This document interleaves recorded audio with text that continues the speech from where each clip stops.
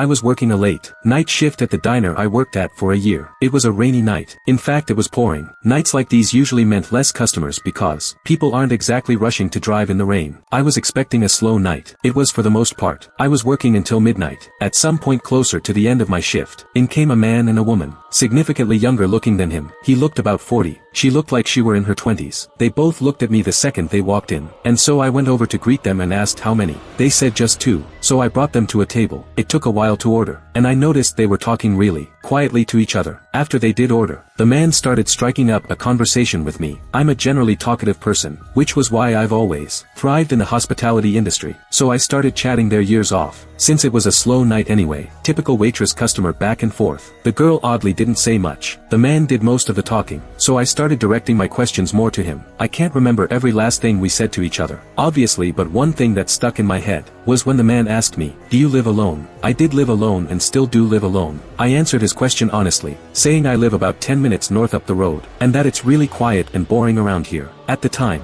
I didn't see his question as any kind of red flag, albeit maybe a bit strange of a question, but something about a man being with another female makes you automatically assume they're not a threat. I made jokes about being stuck here forever and such, and then walked away from the table. I'd say about 45 minutes later they finished and left. Fast forward probably an hour later, and we were closing up the place. I said goodbye to my co-workers, and rushed to my car to avoid getting more soaked than I needed to from the rain. It was still pouring outside. I drove home slow because of the conditions. The second I got home, I ran straight to the front door and let myself in. I didn't even notice that neither of the other tenants' cars were parked outside. My living situation was the middle floor of a home, with 3 apartments in it. There's a side entrance with a stairway that has an entrance to all 3 floors. My being on the first floor meant that I could enter through the front door. After setting my keys and stuff down on the kitchen counter, there was a manic pounding at the front door. It was nearly 1 a.m. I had no idea who it could be, besides maybe one of the other tenants in the house. There's 2: the glass storm door and the inner door.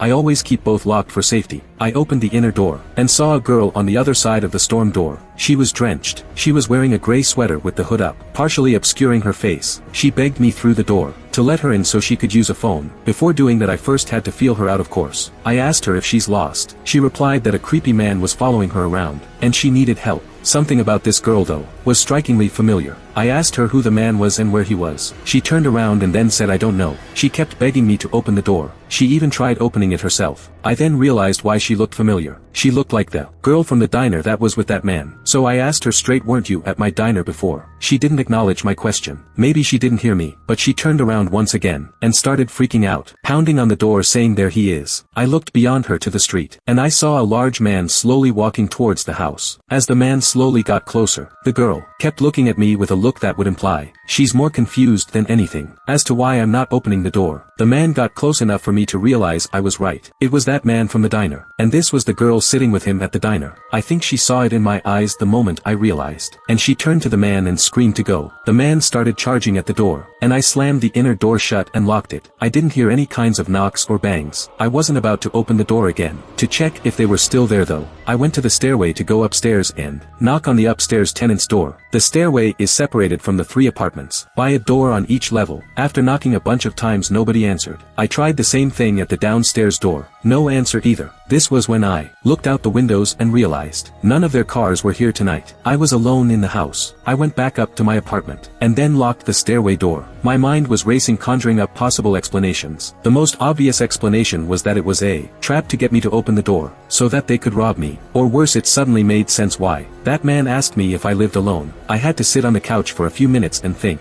All I could hear was the sound of the pouring rain outside. I thought about calling the police, but chose not to in that moment. After a few minutes, I went to the bathroom to brush my teeth and get ready for bed, when I heard a knocking sound. I left the bathroom to listen, and I was right. It was a knocking sound. It was coming from the stairway door. I walked over to it thinking it was one of the tenants. I said, "Who is it?" There was no verbal response, but whoever it was knocked again. I said both of the other tenants' names. No response. The only thing I could say is, "If you don't identify yourself, I'm calling the police." I practically screamed it. They heard me for sure. They knocked once again, so I yelled, "What do you want?" And a voice from the other side said, "Your blood on me." I ran to my room and locked myself inside, and called the police. I hid in my closet while I was on the phone, and I stayed in there. The sounds of the rain, wind and thunder outside constantly startled me. I worried about any little sound coming from inside the house. It was the longest 10 minutes of my life before I was told to let the police inside the house. At the front door, They wrote a report of everything. They checked the front and backyard. Then they suggested I find another place to sleep for a few nights. I took that advice and packed a bag real quick while they were there, and then left to drive to my parents' house for the night. I returned the next day to the house. There was a knock at the stairway door, and this time, it was actually my neighbor from upstairs. Opened the door, and he pointed at the door and asked what's this about. I was horrified to see a message on the door saying, "Thanks for the service, Beth." It was written in marker. I couldn't stay there for a while. I had to stay with my parents for a few weeks, until this blew over.